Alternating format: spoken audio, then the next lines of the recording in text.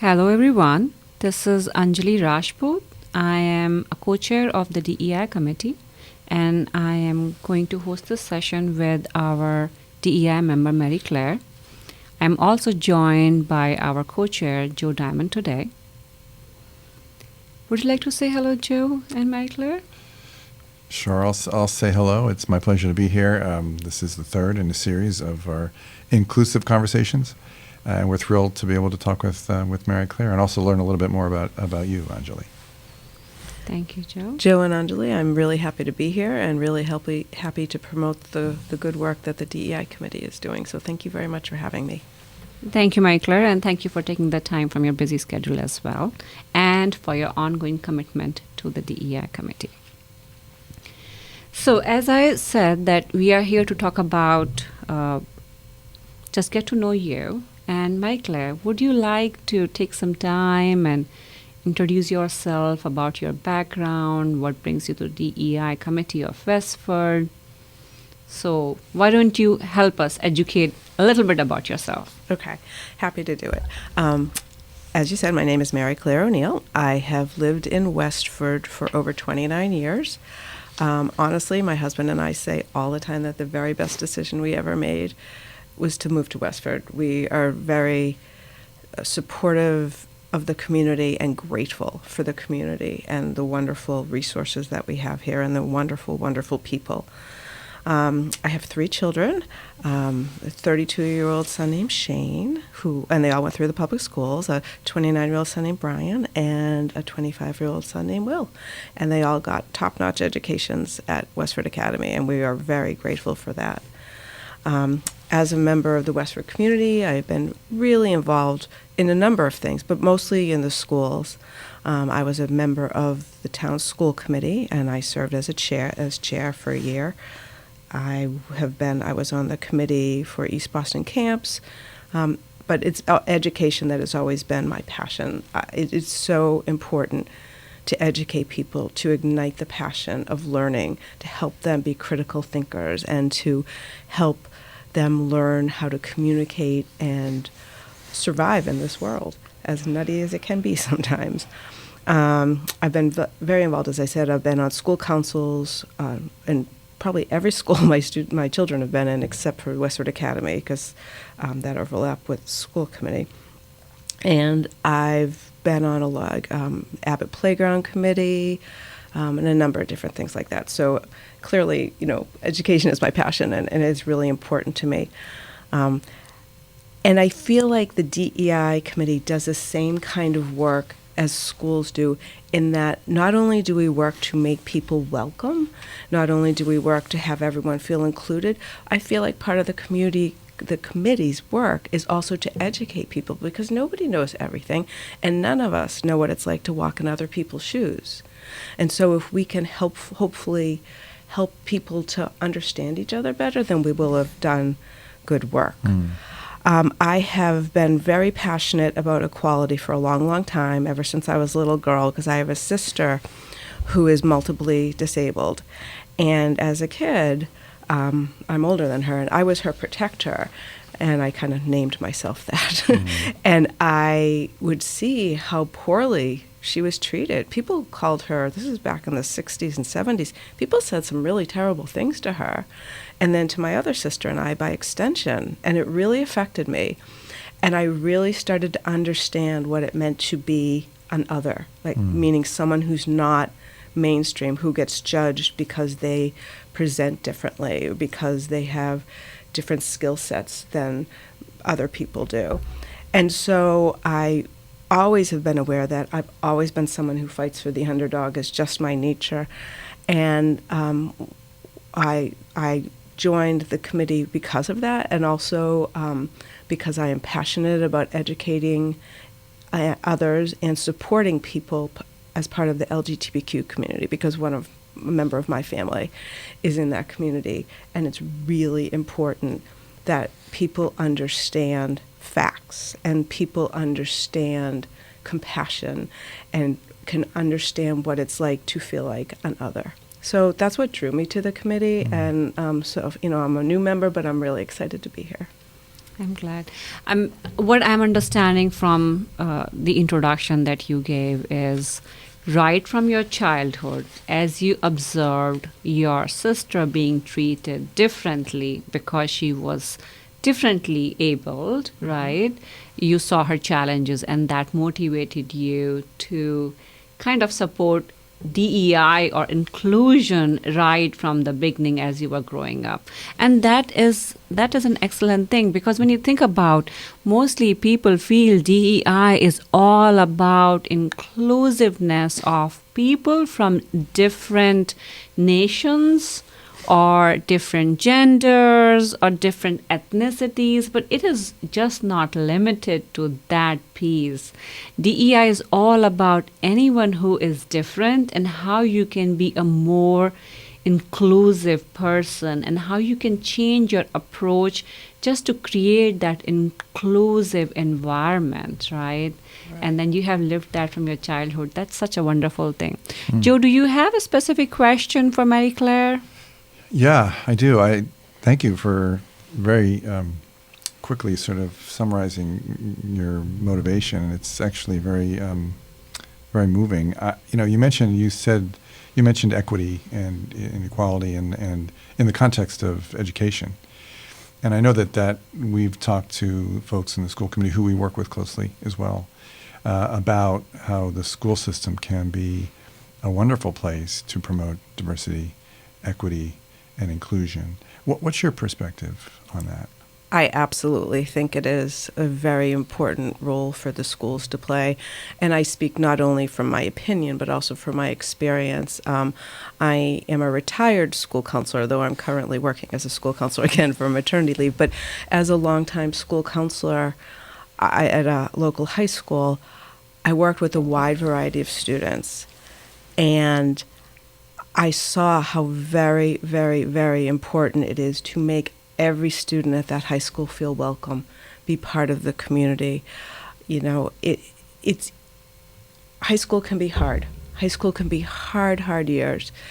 And if a student feels safe at their school, that allows them to learn better. It allows them to feel better about themselves and feel accepted. And the work that schools do to reach everyone is critically important, because these are feelings and also skills that all students are going to take with them to say, everybody's just doing their best. Mm-hmm. And I will say that I am always so impressed by the students that I work with, because the students, on the most part, just accept everyone. Mm-hmm. They don't care what your gender is. They don't care what your sexuality is. They don't care what color you are. They just accept everyone. And, I hope that someday our world is like that, more like that. Interesting. Anjali, why don't you tell us a little bit about yourself? I know we've had an opportunity, you and I, on another podcast that we weren't organizing, talked a little bit about what brought us to the committee, but in as much as we are now involved in the DEI Committee Podcast, and the theme is get to know your members, I thought maybe you could talk a little bit about what brought you to the DEI Committee, and then we can have a sort of a three-way conversation as well. Absolutely. Thank you, Joe, for asking and for this particular opportunity. I moved into this country almost 21 and a half years ago, and this world was foreign, literally a foreign world to me, and I felt like an alien, even though that is a specific word used for immigrants. Alien is actually used, right? But I also felt that way because of just the cultural differences, how it appeared from outside. It's not about the skin color. It's about the lack of information. When you don't know about people, what they value, what their values are, how they live their life, what they eat, what they talk, their day to day, it makes you feel that you don't belong to that place, right? It's just your inner feeling. Nobody's telling you that. It's your inner feeling. So that was like 21 years ago. But over the years, I did my master's in human resources. That was, again, long time ago. And then I moved professionally into HR almost 17 years ago now. And as I started my professional career, I interacted with a lot of people who are born and brought up here, and also who were probably born and brought up in different countries, but came here for livelihood, or they chased their dreams, and now they are part of this culture and this community or this country. And when I interacted with them, I realized that the core of everyone is actually the same, right? Everyone values family. People care about the feelings of their parents, about their kids and siblings. And so I realized it looked so different from outside, but it isn't. It's actually pretty much the same, and people here have the same values as me as well. So I am actually part of the community, and I am the part of this country as well. So it depends on what lens you look at from the DEI standpoint, right? It can be common and same, and it can be different at the same time based on what your perspective is and what angle you are looking at. And I didn't think along those lines being in HR for a very long time, but the organizations that I worked with actually had very strong, powerful DEI groups and organizations. And I started to take a very active role in all of those because it spoke to me when I heard stories, and really some horror stories of some individuals on the challenges that they went through, or their parents went through, or they were not treated with respect by others. That broke my heart, because not everybody is like that, right? They definitely had those unfortunate instances. And as an organization, the organization I was part of wanted to do all the right things for these individuals and wanted to create an environment of inclusivity and belonging. And therefore, it just became my second nature. And HR probably with DEI goes hand in hand, but I don't think that there was an awareness about having the diversity lens or a mindset. Even professional organizations didn't really spend that much effort or budget into those initiatives long time ago. But past 10 years has been a great progress. It's getting better. And I think that I bring that perspective and that experience from my professional organizations now into my town. So when you talk about HR is all about, hiring great talent or retaining great talent, but also creating environment and developing talent and education. Mariclare, you talked about education, right? So I am trying to bring all that professional experience to our DEI committee on how we can implement all those standard HR practices within our town, and how can we help our town from the DEI lens. So I don't know, my name has become like synonym of DEI. My personality has become literally so much ingrained with DEI, so it's very hard to separate myself from DEI, and that's why I joined DEI. When we first met and first started to share information, it struck me that being an HR professional was a really wonderful background for DEI. And as you talk about it, so you were talking about being in the context of a company, and that helped you to realize that we all share, deep common interests. What's the famous line from John Kennedy? We all cherish our children's futures. We all sort of share certain things. But your company, I don't know if this is fair to say, and I don't want to project anything on what you were saying, but it's almost like you're working in a culture. Like the companies have their own cultures and their own personalities. Yeah. And then you're working with people, and it's incumbent on you as the HR leader to understand where they come from. Yeah, right? absolutely. And then help them to be, almost like to be the best they can be. Yeah, absolutely. So that's, so it kind of makes sense, to me that you've joined this committee. And it sounds like it makes sense to you. Absolutely. So. And so again, that being said, even though I'm co-chair for this session. Before that, I was secretary for some time for the subcommittee of town policy and whatnot, but I was also just a true member. So moving forward, if you will say that, Anjali, 3 years down the road, would you still be part of DEI? I think it's just my second nature. I will do it in some shape or form, whether it's formally being part of the committee or not, but that work should continue, I believe, because it's such a good cause where we are trying to bring the whole community together through so many different aspects. And I think you will probably shed a little bit of more light on what DEI committee has been up to from last night meetings, right? Oh, sure. Happy to do that. It's probably always good for us to let folks know in different ways what we're up to. It's also important to make sure that people know they can go to the DEI committee section of the town website by just Googling Westford DEI Committee, and you'll go right there. And the information about the meetings is there, along with these these podcasts. Last night's meeting was, like the others, lively and productive. We are making progress in a couple of different areas. We have defined 2 strategic directions, like we talked about before, with supporting activities. One is celebrating Westford's diversity, and the other is integrating DEI across town committees, boards, and departments. Those are our strategic directions. But before I get to those, I do want to note that we started the meeting off with a land acknowledgement, recognizing their contribution and the stewardship of the Nipmuc people who occupied this land of Westford before we did. When we were talking about these strategic directions, one of the items under celebrating Westford's diversity was a really nice and short, but still really informative summary by Seema about Diwali, the Hindu Festival of Lights. I think I've got that right, which is a celebration of the triumph. One of the celebrations, I think, of Diwali is the triumph of good over evil, of light over dark.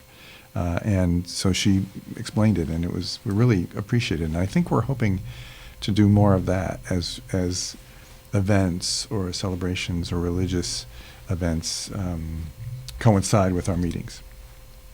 So that was well received.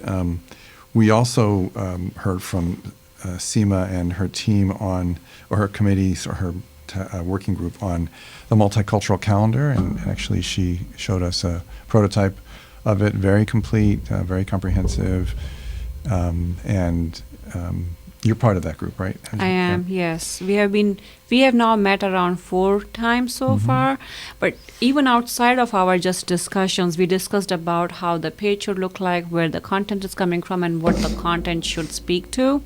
Kudos to Seema, because she took all those discussions and then took that into practice. And not only she did that, she also did a little bit of research on how do you pronounce those events, right? So there is one festival in January, and she has picked up on Google some links. She has provided those links on how to pronounce this, Makar Sankranti, and then she's providing those, and then she's providing some extra links on further education. So she has put in a lot of time and effort in building those calendar events, and now the working group is coming together where we are distributing the responsibilities to other members as well, so that we all can play an active role and help her, because it's quite a lot of work.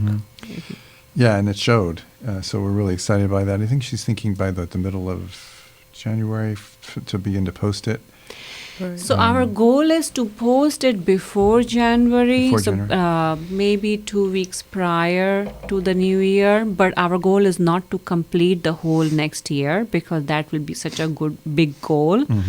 And it is going to be a live page anyway. So we want to include that. We will continue to develop that for the rest of the year.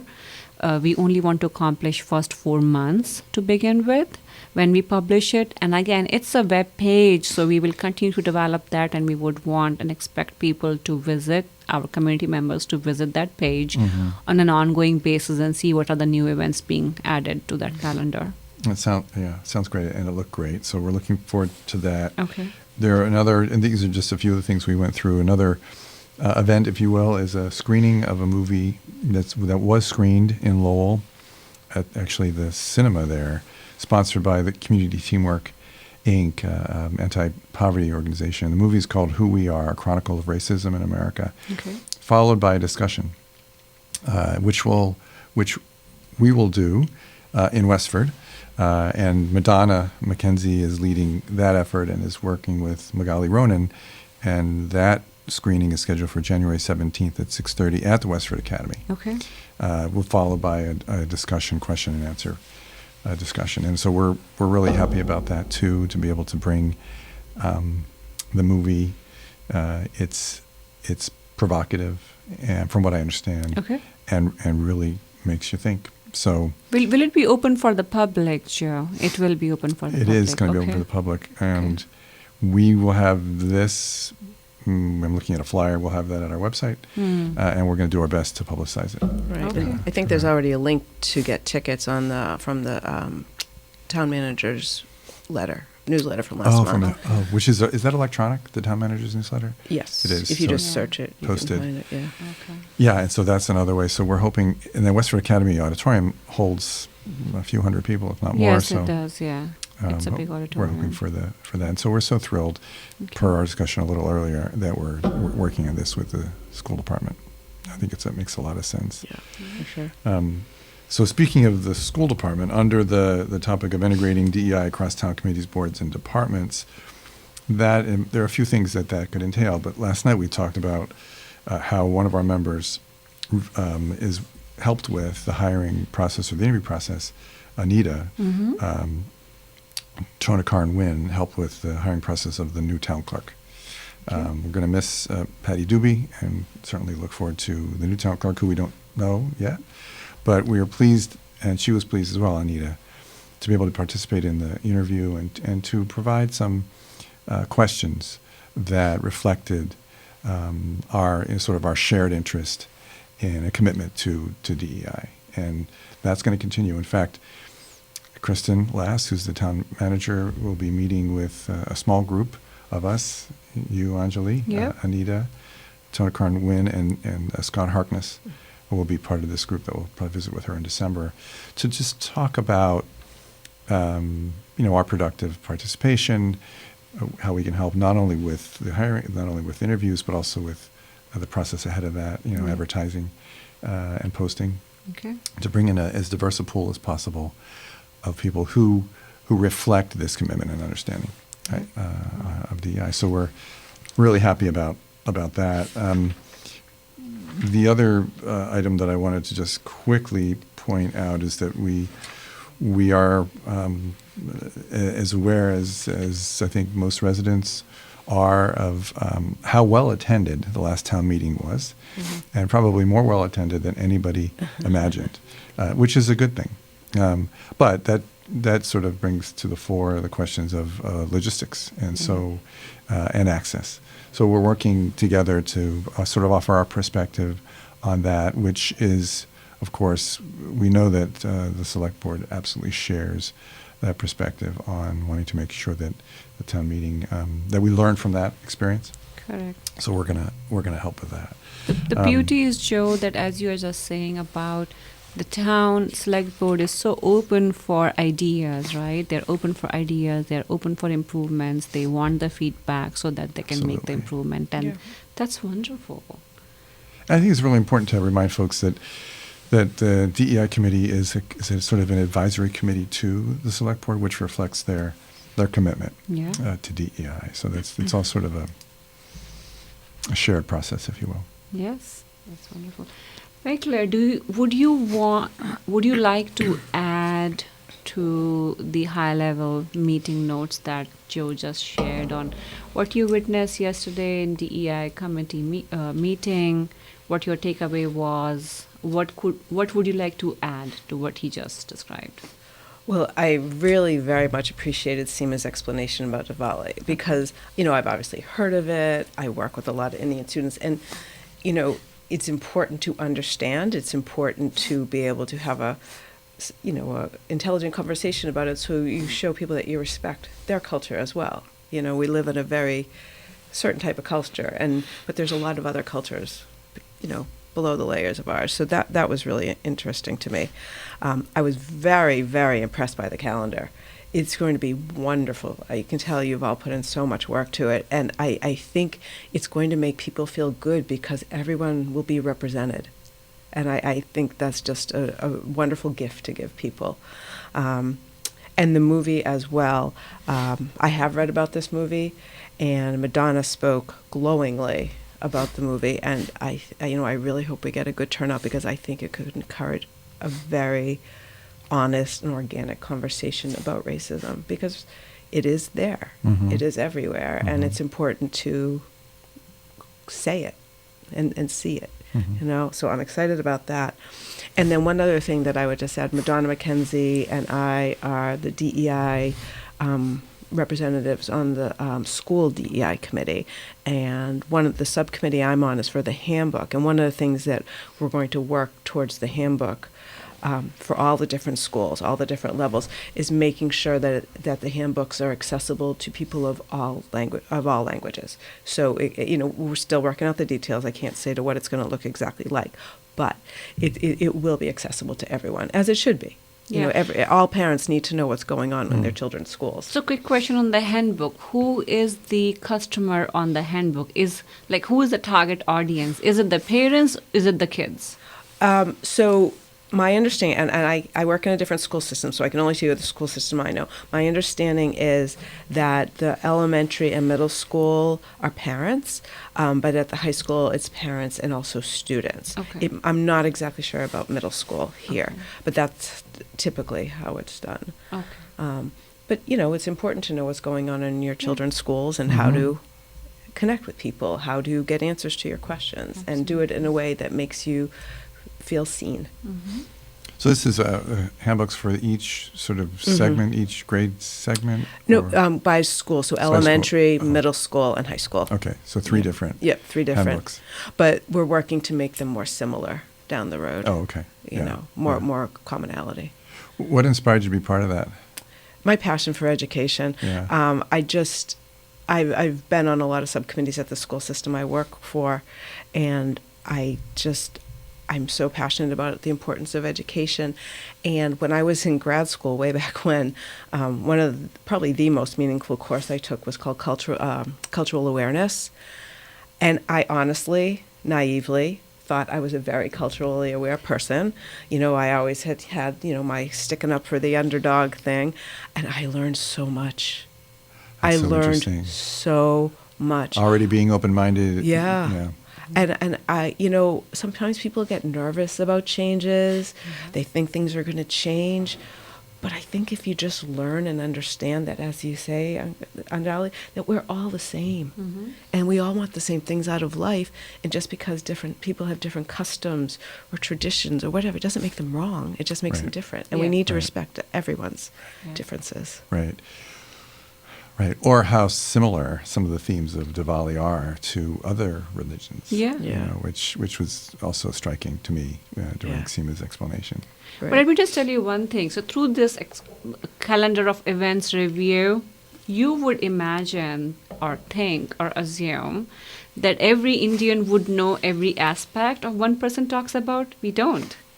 So in India, when we grew up, many of us grew up in English education system where we were not really taught about or were not given a background of what each festivals are. And everybody learned differently from their families. So it's the tribal knowledge that trickled down from your families and what you learned. So you may be unaware of how things happen in the other part of India are completely different and how you have been already doing it or celebrating certain events. So it's eye-opening to me as well, even at the age of 45 plus. At certain times when I was looking at the link that Seema had posted, I was like, oh, I did not know about this Makar Sankranti that's celebrated in January. Oh, I did not know anything about it. All the details that she provided. This is so educational. So I am finding it very valuable. That's so wonderful, though, that you can learn within Yes. your own culture, layers to Yeah, that. It's such exactly. It's a gift. Yes, exactly. I've So- been thinking about what I might say about Hanukkah at the next meeting.